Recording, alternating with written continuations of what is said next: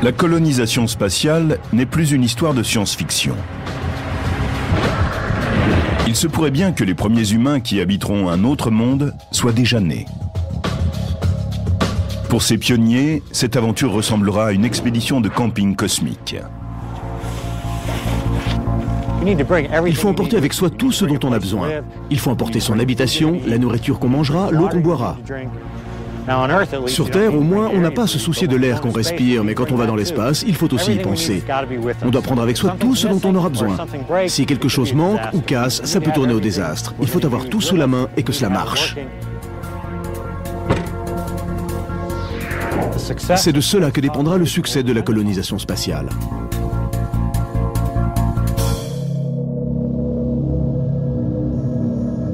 L'ambition de s'établir dans l'espace est au cœur même de notre existence. Nous avons des raisons incontestables de coloniser l'espace. Nous devons voir si nous pouvons étendre nos activités au-delà de la Terre ou si nous sommes vraiment limités à notre planète. C'est une question importante. La question est, quel est le rôle de la vie? Sur Terre existe un phénomène qu'on appelle la vie. Peut-elle se propager ailleurs? Nous sommes l'espèce qui pourrait déclencher ce processus. Carl Sagan, le célèbre astronome, a dit un jour que nous devrions être une espèce ayant deux planètes. C'est-à-dire que nous devrions en coloniser une autre tout en gardant la Terre. Par exemple, notre planète est au centre d'un stand de tir cosmique. Des comètes et des météores filent dans tous les sens au cours de centaines, de milliers et même de millions d'années. Nous avons besoin d'une planète de rechange pour la simple raison que la vie est trop précieuse pour la limiter à un seul endroit.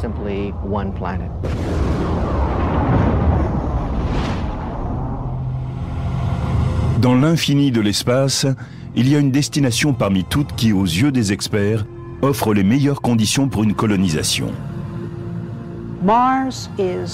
À l'intérieur du système solaire, Mars est notre grande chance. C'est la plus proche parmi celles où nous pourrions nous installer. Elle possède toutes les ressources nécessaires à la vie et à la civilisation. Mars est la 4e planète à partir du Soleil. Elle est 2 fois plus petite que la Terre et se situe à 47 millions de kilomètres lorsqu'elle est au point le plus proche de son orbite. Les Romains associaient sa couleur rouge à l'hostilité et lui ont donné le nom de leur dieu de la guerre. Pourtant, loin d'être une ennemie, Mars possède tout ce qu'il faut pour être la planète la plus habitable après la Terre.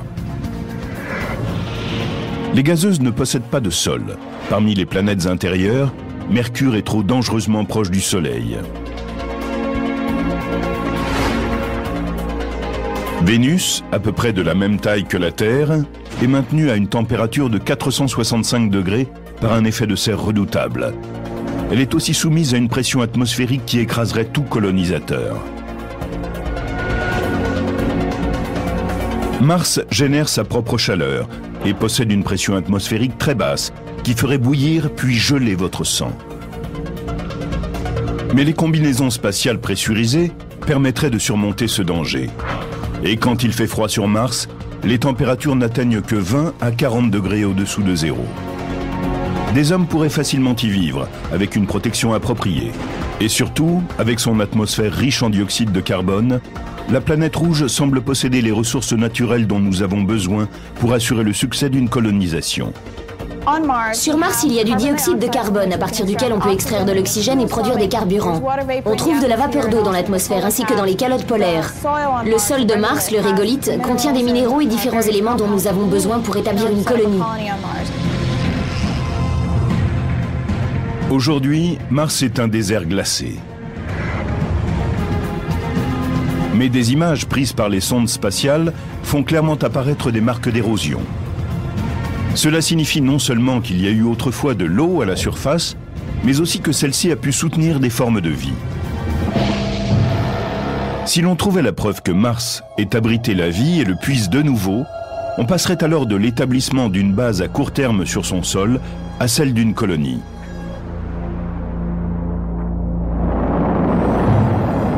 Une mission au long cours est déjà en projet à la NASA. L'agence spatiale conçoit le retour d'un homme sur la Lune vers 2020 comme une première étape vers Mars. Un des thèmes majeurs de l'exploration lunaire s'intitule « En avant vers Mars ».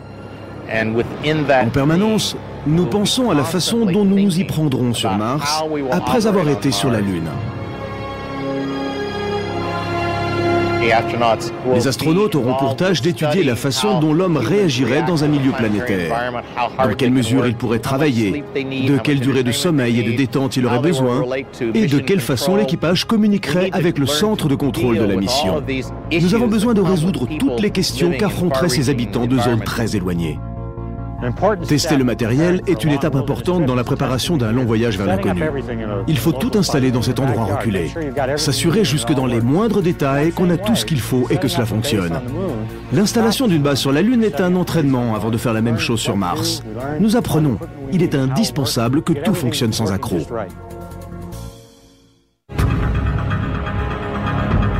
Ce matériel comprend des robots comme athlètes, c'est-à-dire All-Terrain Ex-Limbed Extraterrestrial Explorer ou robot extraterrestre hexapode tout-terrain. Athlete est conçu pour transporter des cargaisons importantes sur la Lune, puis sur Mars. Le module d'habitation serait l'élément le plus lourd. C'est le plus grand de tous les robots conçus par l'homme. Mais Athlete peut faire plus que simplement transporter un chargement. Il est équipé sur chaque côté de caméras à haute définition, qui permettent une vision stéréoscopique de l'environnement du véhicule et qui peuvent ensuite la transmettre à un opérateur basé sur la planète, dans un vaisseau en orbite ou sur Terre. Et chaque pied de l'engin est doté de son propre couteau suisse. Voici par exemple ce que je peux faire. Je peux aller vers un des pieds de l'engin et en sortir un outil pour creuser dans le sol. Il comprend aussi des pelles, des trépans, des forêts, des marteaux-piqueurs et des tas d'autres outils.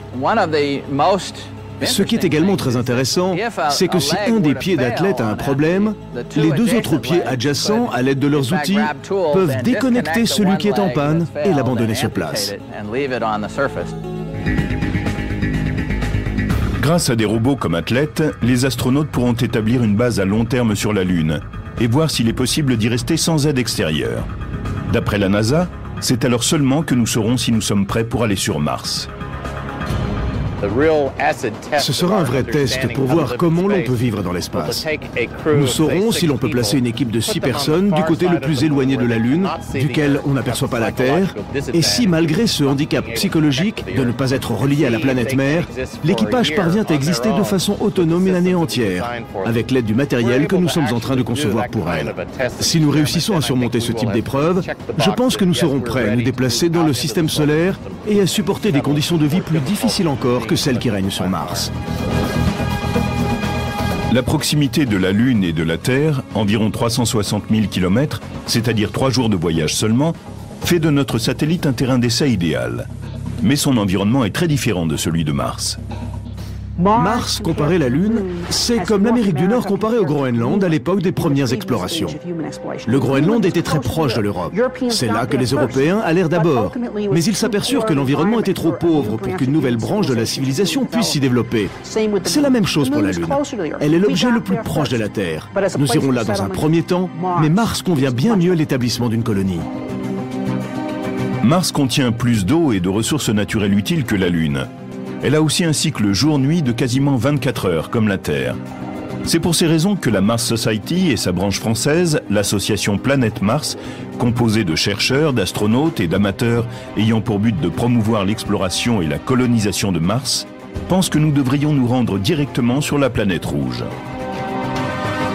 Mars Direct est un plan qui a pour objet d'envoyer des hommes sur Mars sans recourir à des engins spatiaux de science-fiction ni passer par une base lunaire. Le projet de la mission Mars Direct prévoit 2 lancements. Le premier consiste à envoyer un véhicule de retour, ou ERV, sur Mars. On le dépose sur Mars, ensuite on met en marche une pompe et l'on aspire l'air martien qui est composé en grande partie de dioxyde de carbone.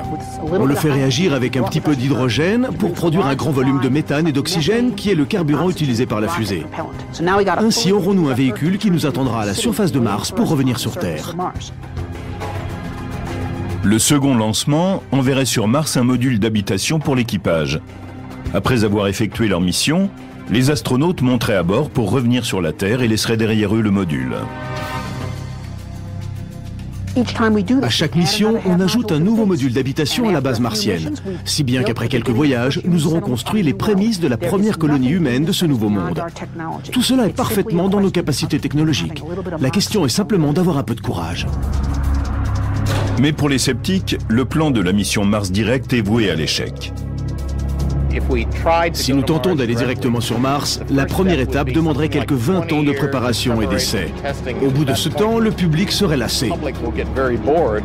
Nous pensons donc aller sur la Lune assez rapidement pour que le public reste passionné par l'exploration spatiale et nous soutienne. Cette étape nous permettra ensuite d'aller sur Mars, peut-être plus vite même, car nous serons en confiance. Et ce sera moins risqué pour l'équipage. Le voyage vers Mars, que ce soit une mission Mars Direct ou qu'il intervienne après une étape lunaire, n'est jamais que le premier pas vers la colonisation de la planète. Le trajet pour aller sur Mars représentera un défi aussi grand que d'y vivre. Passer cette épreuve sera le test suprême de la résistance humaine.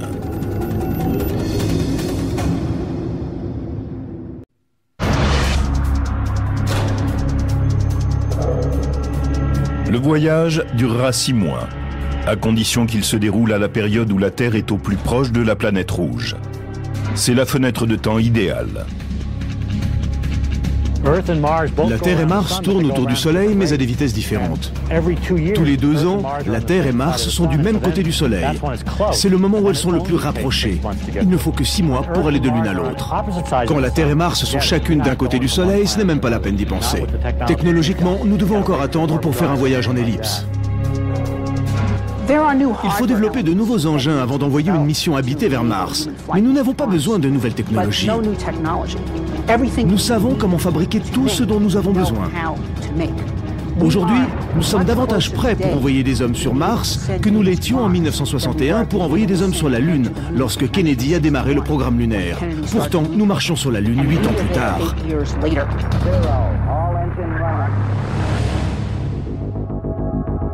Ce nouveau matériel hardware comprend Ares, la prochaine génération de fusées capable d'emporter un module d'habitation sur la Lune et même au-delà. Les Ares sont prêts à décoller depuis peu. Elles sont de la taille de Saturne V, fusée du programme d'Apollo, et comprennent 6 étages. Saturne V est la fusée la plus grande et la plus puissante qu'on ait jamais construite. Elle était capable de mettre 53 tonnes en orbite lunaire. Mais les Ares, avec des boosters supplémentaires, seront capables d'emporter un chargement de 22 tonnes supplémentaires à chacun de leurs voyages sur la Lune. Si vous avez de très grosses fusées, vous pouvez avoir plusieurs lanceurs qui assembleront le vaisseau spatial allant vers Mars. Cette grande fusée est vraiment née du désir de nous diriger vers Mars dans nos projets d'exploration.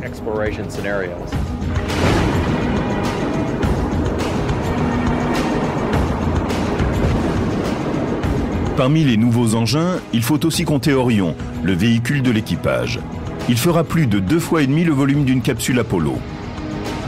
Pour aller vers la Lune, Orion s'arrimera à une sonde lunaire envoyée dans l'espace par un autre vol. Contrairement au vaisseau Apollo, Orion tournera autour de la Lune sans équipage, pendant que se dérouleront les explorations lunaires. Les astronautes s'y arrimeront de nouveau pour retourner sur Terre. Ce nouveau véhicule empruntera la plupart de son matériel à la station spatiale.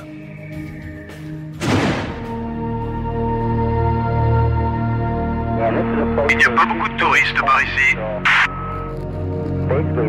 L'astronaute Jerry Linenger, aujourd'hui à la retraite, a passé près de 5 mois à bord de la station spatiale russe Mir en 1997. C'est presque aussi long que le voyage pour Mars. Au cours de cette longue mission, il a surmonté de nombreux dangers, y compris un incendie, le plus important qu'on ait connu dans un vaisseau en orbite. Une fuite de substances chimiques a provoqué un embrasement de 90 secondes et mis en danger l'équipage. Ce qui nous a sauvé la vie, ce sont les appareils à oxygène. Heureusement, dès que l'incendie s'est déclaré, ils se sont mis en marche très rapidement. Si quelqu'un connaît les équipements hardware, y compris les systèmes de protection d'un vaisseau spatial habité en route vers Mars, c'est bien lui. En bas sur Terre, on considère tout comme acquis. Quand nous sommes à l'extérieur, nous avons la lumière du soleil et de l'air frais tout autour de nous. Dans l'espace, il faut le fabriquer. Il faut produire son oxygène. On est dans un écosystème fermé. Il faut recycler tout ce qu'on peut. Les toilettes se plient à la même loi. Elles sont très simples. Nous collectons l'urine avec un petit entonnoir ou une petite ventouse. Ce tube est un urinoir mâle ou femelle? Nous collectons l'urine et la convertissons en eau, que nous transformons ensuite en oxygène. Nous respirons donc notre urine dans l'écosystème fermé dans lequel nous vivons. J'espère que vous aurez une pensée pour nous qui sommes dans cette station spatiale.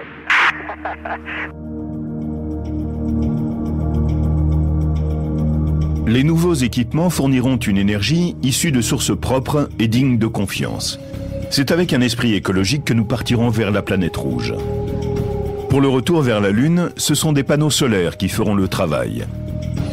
Mais le voyage vers Mars, plus long, nécessitera une autre source d'énergie. Sur Mars, l'ensoleillement et l'intensité de la lumière du Soleil sont moitié moindres que sur Terre. Et par conséquent, les panneaux solaires sont moins efficaces. Nous devons étudier attentivement la possibilité de recourir à l'énergie nucléaire dans certains vaisseaux spatiaux. On y pense sérieusement aussi pour produire de l'énergie à long terme sur la Lune et ne pas avoir à se soucier des périodes d'obscurité lorsque la lumière du Soleil est absente. Il faudra donc apporter là-haut des batteries pour stocker de l'énergie.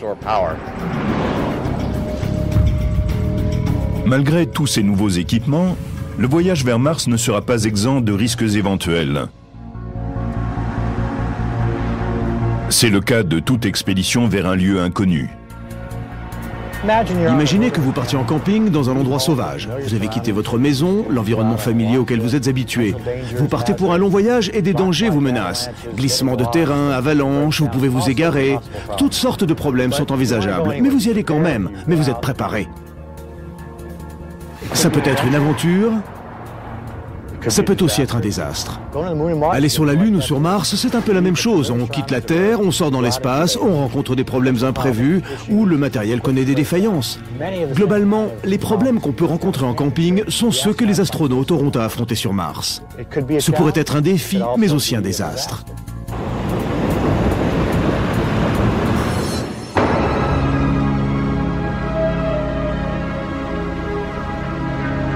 Le risque majeur que rencontrera l'équipage, c'est d'être de façon prolongée en apesanteur, dans un milieu où la gravité est nulle.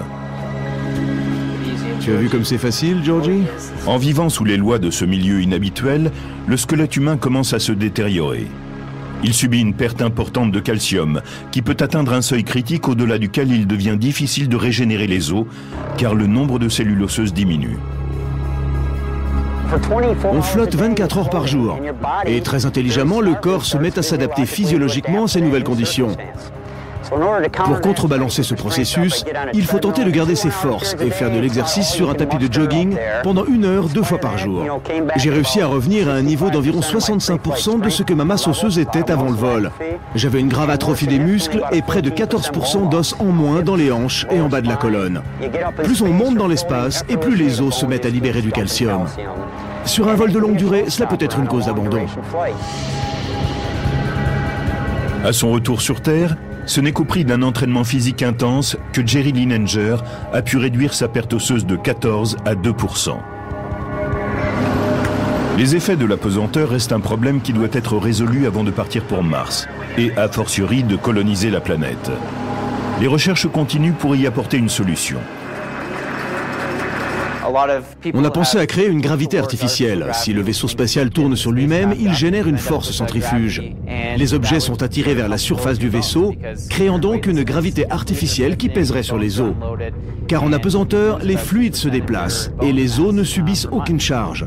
On perd environ 2% de masse osseuse par mois. Or, il faut que les équipages soient en forme une fois arrivés sur Mars.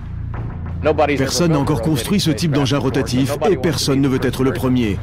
Mais la plupart des spécialistes pensent que le seul moyen de mener à bien une mission sur Mars est de passer par la gravité artificielle.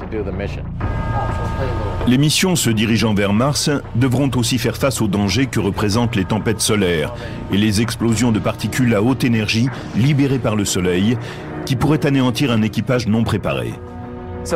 Les radiations sont un des éléments de risque qui nous obligent à procéder à de nouveaux développements technologiques sur les futurs véhicules.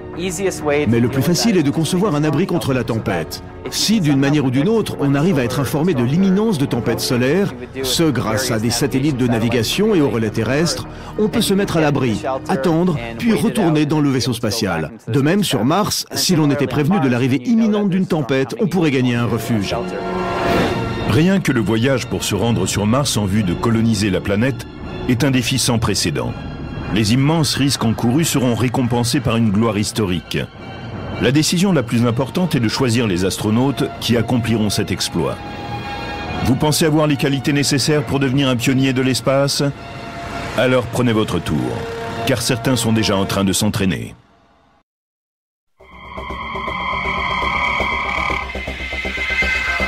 La colonisation de Mars exigera des hommes et des femmes au profil spécifique. Les missions pouvant durer plus de 2 ans, la sélection de ceux qui ont l'étoffe pour être des pionniers planétaires sera un élément décisif pour atteindre le succès. 2, 1, we have ignition. Le coût d'un lancement s'évalue en milliards de dollars, et l'espace réduit du vaisseau spatial limitera au strict minimum le nombre de membres d'équipage. Je pense qu'il y aura 4 membres d'équipage. C'est le minimum pour qu'on puisse, une fois là-haut, scinder l'équipage en 2 et que personne ne se retrouve seul. Et c'est le minimum de personnes qu'on puisse envoyer pour avoir 2 fois plus de chances de remplir les objectifs de la mission. Cet équipage se composerait de 2 mécaniciens d'élite, capables de réparer n'importe quoi et de sauver ainsi des vies. On y joindrait 2 scientifiques de terrain qui assureraient la partie intellectuelle de la mission. Selon la terminologie de Star Trek, je veux 2 Scotty et 2 Spock. Les colonisateurs de Mars auront besoin de plus que cet éventail de qualités essentielles. Il faudra aussi qu'ils soient solides. On pense souvent que les astronautes sont des hommes forts, mais ils ont juste à obéir aux ordres et à agir selon le plan prévu. Cependant, ce sont des humains, et comme chacun d'entre nous, ils peuvent avoir des réactions psychologiques inattendues dans certaines situations. Nous devons en tenir compte, et cela fait partie du processus de sélection de l'équipage. Les astronautes devront s'adapter à l'espace confiné du vaisseau et du module d'habitation. Si vous êtes claustrophobe, vous pouvez oublier tout de suite. Nous passons des tests à cet effet. On vous met dans une sorte de balle qu'on ferme entièrement. Vous êtes recroquevillé dans cet espace complètement noir. Je crois que je vais passer la nuit ici. C'est la pièce où dort le commandant. Et on a sur soi des moniteurs cardiaques. Personnellement, je me suis endormi. À la fin, ils sont venus, ils m'ont ouvert et ils m'ont dit « C'est parfait. Si vous ne vous endormez pas dans un espace clos, c'est que vous n'êtes pas la bonne personne. » Le fait d'être la seule forme de vie sur une autre planète que la sienne est un autre défi psychologique. Dans l'espace, vous êtes vraiment à l'écart de tout. Sur Terre, vous considérez comme acquises les relations que vous avez avec vos collègues, vos amis, votre famille. Mais là-haut, d'un seul coup, vous vous retrouvez dans un isolement comme vous n'en avez jamais connu auparavant. Si vous n'êtes pas tout à fait bien dans votre peau, vous risquez de vivre des moments très difficiles.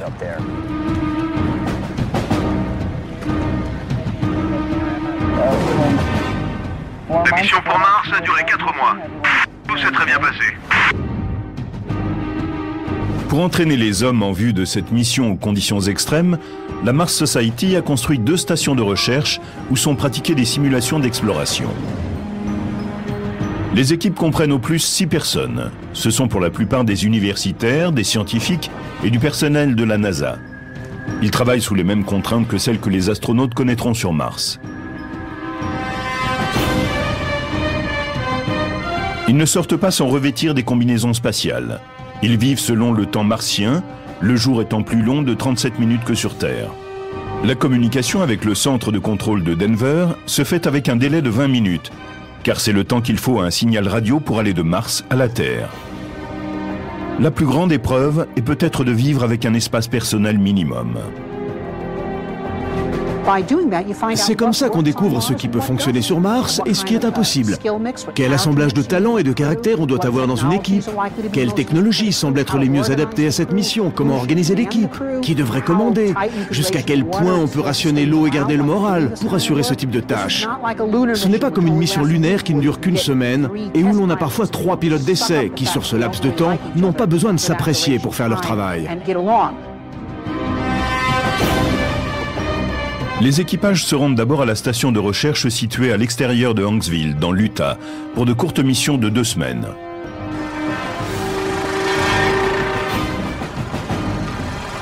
Au cours de ce séjour, ils accomplissent des activités extravéhiculaires, comme collecter des échantillons de sol en vue d'études géologiques. Après avoir terminé leur travail dans le désert, ils sont prêts à rejoindre la station de recherche de l'île Devon, dans le Grand Nord canadien, pour des missions qui durent jusqu'à 4 mois.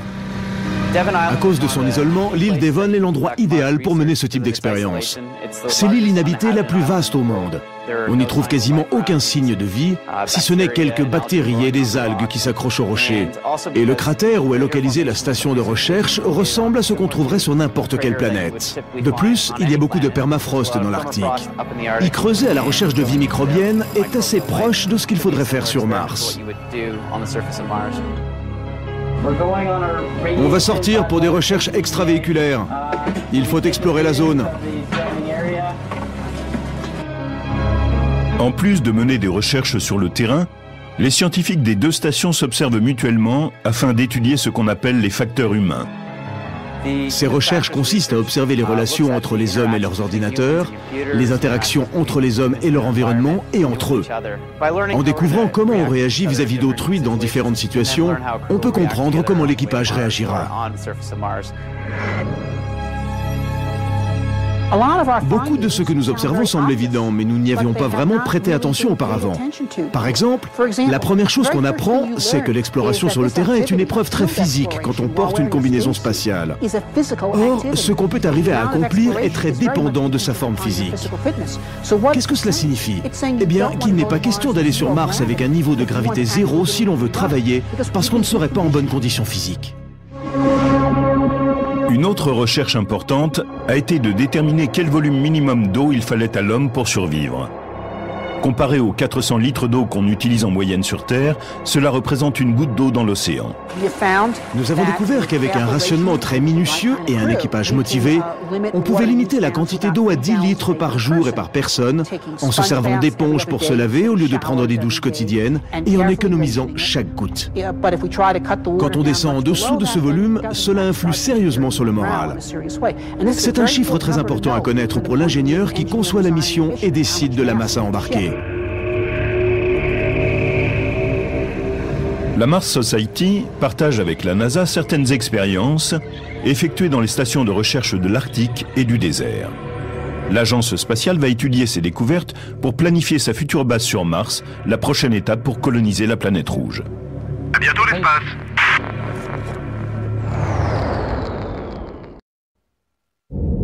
Nous sommes en 2040. La destination, Mars. Après des décennies de recherche et d'études approfondies, les premiers explorateurs humains sont en route vers la planète rouge. Après avoir effectué le plus long voyage habité jamais réalisé, c'est-à-dire avoir parcouru 54 millions de kilomètres en 6 mois, il est temps pour eux de se poser sur Mars.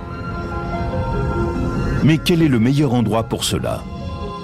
Il faut une zone comprenant une diversité géologique et un nombre important d'éléments différents à explorer, le tout dans un rayon d'action qui ne soit pas trop vaste. Et surtout, il faut que ce soit un endroit où il y ait eu de l'eau par le passé, car c'est là qu'on pourrait trouver des formes de vie.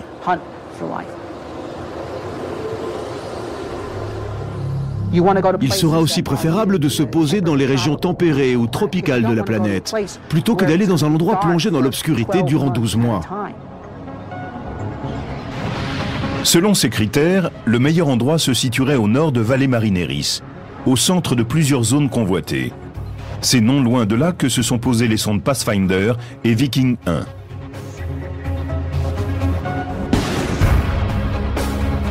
C'est aussi le lieu le plus propice pour établir un camp de base qui puisse fonctionner comme s'il était dans une région sauvage de la Terre. Dans un lieu sauvage et reculé, on peut établir un camp de base dans la mesure où l'on a tout ce qu'il faut sous la main. On compte sur l'environnement. On a de l'oxygène, on a de l'eau. On trouve alentour du bois pour faire du feu. Maintenant, imaginons que nous colonisions Mars. Là aussi, on utiliserait tout ce qui se trouve autour.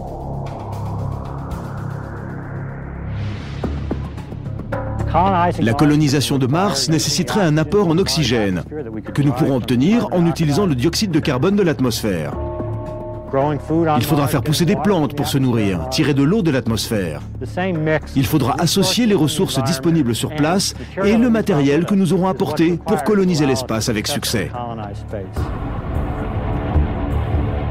Une fois la base établie, l'objectif des premières missions sera de chercher des indices d'une vie passée ou présente.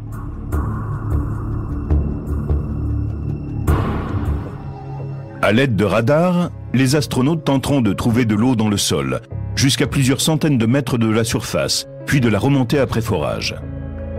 Dans leur module d'habitation, ils étudieront sous microscope des échantillons pour voir s'ils contiennent des indices de vie. Si cette recherche se révèle fructueuse, il leur sera ensuite possible de construire des serres et de cultiver des produits agricoles en utilisant l'eau, le sol et la lumière solaire de Mars. Pendant qu'ils rechercheront des formes de vie, ces pionniers auront à lutter contre une force qui pourrait rendre impossible la colonisation de Mars.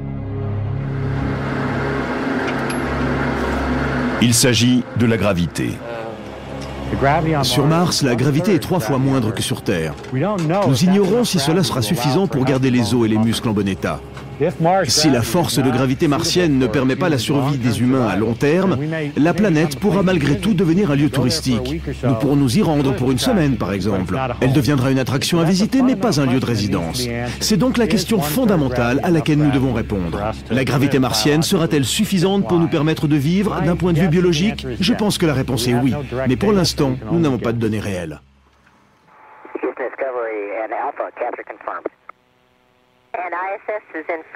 Il sera d'une importance vitale d'avoir des données réelles, ainsi que de pouvoir communiquer avec la Terre.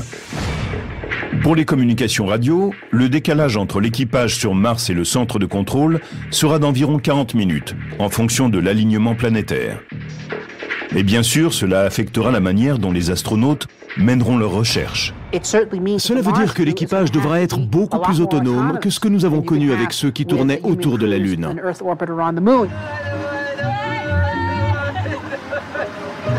On ne pourra pas leur dire « Bien, maintenant 2 pas sur la gauche, puis vous vous dirigez vers telle pierre ». Ils devront prendre eux-mêmes leurs décisions. Et plus globalement, je pense que c'est depuis le terrain que sera dirigée l'expédition. Le commandant fera partie de la mission même, au lieu d'être au centre de contrôle. Sur Terre, nous aurons simplement une équipe pour les soutenir. Allez les gars, on retourne au boulot. Le module d'habitation des astronautes sera un prototype des structures utilisées plus tard pour une colonie martienne. Comme le propose le projet de la Mars Society, cette première habitation sera le vaisseau même de l'équipe. La boîte à sardines, comme certains l'appellent, fait environ 6 mètres de haut sur 7 mètres de diamètre. Elle se compose de 2 ponts, le pont supérieur pour les cabines et un espace commun, et le pont inférieur pour le labo et l'espace de travail. En travaillant sur le terrain, nous avons découvert que la plupart des Américains travaillaient et vivaient dans des endroits encore plus étroits, et qu'ils n'y étaient pas si mal, qu'ils ne s'y sentaient pas oppressés. Par conséquent, nous tendons à avoir des couchettes très petites pour maximiser l'espace commun où l'équipage pourra se détendre. Si nous avons un équipage en pleine forme, dont les membres ont envie de travailler ensemble, cela nous permettra évidemment de pouvoir réduire l'espace au minimum.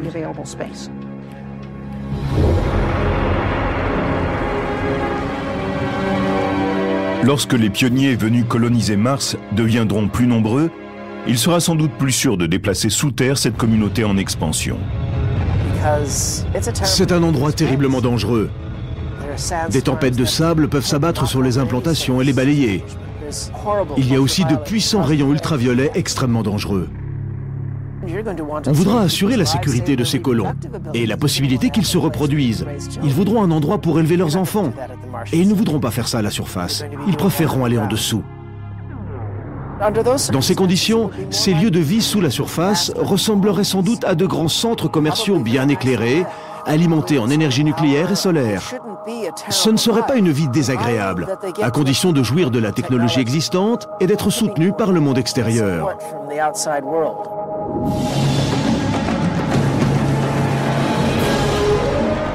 Les premières missions vers Mars, effectuées lors d'un alignement planétaire optimal, dureront à peu près 2 ans et demi, en comptant 6 mois de trajet aller, 1 an et demi de séjour à la surface et 6 mois pour le retour vers la Terre.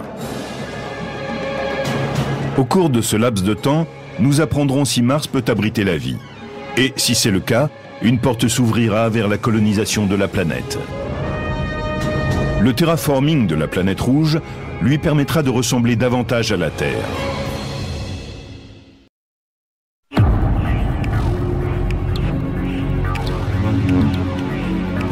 Selon les défenseurs de la colonisation spatiale, quand on aura établi une base autonome sur Mars, l'étape suivante sera le terraforming de la planète, afin qu'elle soit aussi semblable que possible à la Terre. Partout où elle s'est établie, l'espèce humaine a reconfiguré l'environnement pour qu'il convienne à ses besoins. Ce sera la même chose pour Mars. Le terraforming est peut-être une façon de créer un nouveau jardin d'Éden dans l'espace. Comment ferons-nous? Prenons Mars. C'est un désert de glace. Nous devrons avant tout élever la température. Nous savons comment réchauffer une planète. Nous le faisons déjà sur Terre, où ce n'est pas une bonne chose. Mais sur Mars, ce serait très positif. Il nous faudrait faire exactement comme sur Terre, c'est-à-dire libérer dans l'atmosphère des gaz à effet de serre qui provoqueraient le réchauffement de la planète. Chez nous, c'est de la pollution. Sur Mars, ce serait de la médecine. Les calculs ont montré que le volume de gaz à effet de serre que nous devrions libérer sur Mars reste raisonnable. Cela ne dépasse en rien nos capacités de production, mais en même temps, c'est trop important pour que nous puissions transporter une telle quantité de la Terre jusqu'à Mars. Ces gaz devront donc être produits sur place. Il faudrait installer des usines qui les fabriqueraient et les relâcheraient dans l'environnement. Ces usines combineraient des éléments pris dans l'environnement martien, les convertiraient en gaz fluorocarboné toxiques et les libéreraient dans l'atmosphère. Les experts estiment qu'au bout d'une centaine d'années, ces gaz à effet de serre auront transformé une planète froide, sèche et morte en un monde chaud, humide et favorable à la vie. Il est intéressant d'imaginer à quoi pourrait ressembler Mars après un siècle de réchauffement. Elle serait plus bleue qu'aujourd'hui. On y verrait de grandes étendues d'eau. On commencerait à noter de petites zones vertes à la lisière de ces zones bleues. Avec le temps, le vert aurait proliféré et laisserait place à des montagnes. Et peut-être finirait-on par avoir un monde bleu et vert avec de petits îlots de rouge qui subsisteraient, un peu comme les réserves de nos parcs nationaux. Au cours des premières étapes du terraforming, la température grimpera ainsi que la pression atmosphérique. Les hommes ne sortiront qu'après avoir passé des tenues qui créeront une certaine pression sur leur organisme et avec un masque à oxygène. Cela sera plus pratique qu'une combinaison pour aller dehors. Il faudra sans doute un certain temps pour que Mars ressemble à un endroit comme celui-ci, cette serre de l'Arboretum de Los Angeles. Il faudra du temps avant que nous ayons un paradis comme celui-là, mais cela commencera avec des algues, des mousses et peut-être de l'herbe. Pendant que tout cela avancera, les techniques génétiques appliquées aux humains même se seront sans doute développées. On se reproduira, soit par sélection des embryons, soit par manipulation génétique. On obtiendra ainsi des générations de citoyens qui auront moins besoin de tenues spatiales pour sortir à la surface de Mars. Leur peau sera moins sensible aux ultraviolets et à la basse densité de l'atmosphère. Peut-être auront-ils de moins en moins besoin de respirateurs. Et tandis que l'atmosphère grandira, ils pourront faire l'autre moitié du chemin.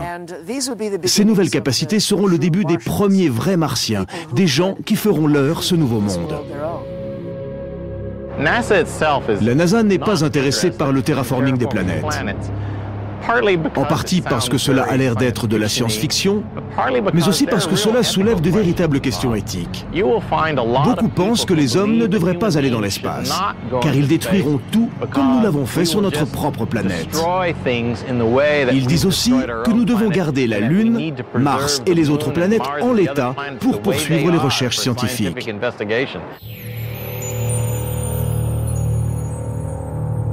Les générations futures devront résoudre la question du terraforming de Mars. Mais c'est une échéance encore lointaine dans la colonisation de l'espace, qui pourrait démarrer avec la génération actuelle.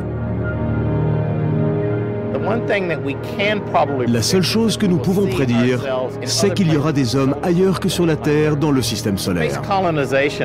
La colonisation de l'espace s'effectuera petit à petit, très normalement, comme cela s'est toujours fait au cours de l'histoire. On a toujours vu les populations s'étendre et passer de nouvelles frontières. Nous sommes devant un nouveau défi technologique. Voilà cette nouvelle frontière. Mais l'espèce humaine a montré qu'elle avait de grandes capacités d'adaptation et qu'elle savait surmonter les défis, comme celui qui s'ouvre à elle.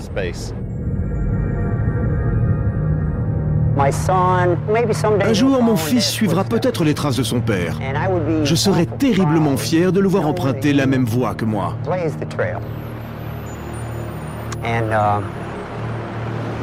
Vous savez, c'est tout à fait possible.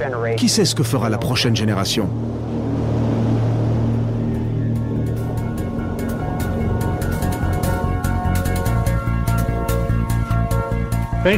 La colonisation de l'espace sera une expédition de camping incroyablement passionnante. Cela sera un test pour notre équipement ainsi que pour nous-mêmes. Nous connaîtrons mieux l'espace, notre Terre et nous-mêmes.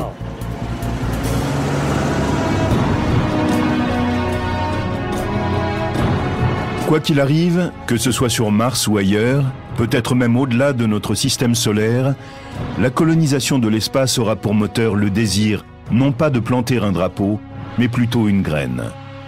Dans l'avenir, quand nous regarderons les cieux et que nous demanderons « Il y a quelqu'un là-haut ?» la réponse pourrait être simplement « Oui, nous ».